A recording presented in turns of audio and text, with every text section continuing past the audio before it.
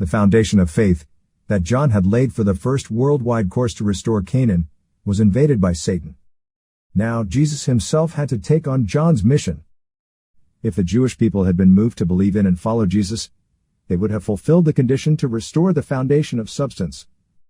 Standing upon this foundation, Jesus would have risen from the position of John the Baptist to the position of the Messiah. Then, by engrafting all people with himself, humankind would have been reborn, cleansed of the original sin, and would have become one with God in heart. They would have restored their original, God-given nature, and built the kingdom of heaven on earth in Jesus' day. Satan confronted Jesus through Judas Iscariot, the disciple who betrayed him. Due to the faithlessness of such people, Jesus could lay neither the foundation of substance, nor the foundation for the Messiah for the second worldwide course to restore Canaan. The second worldwide course thus ended in tragic failure.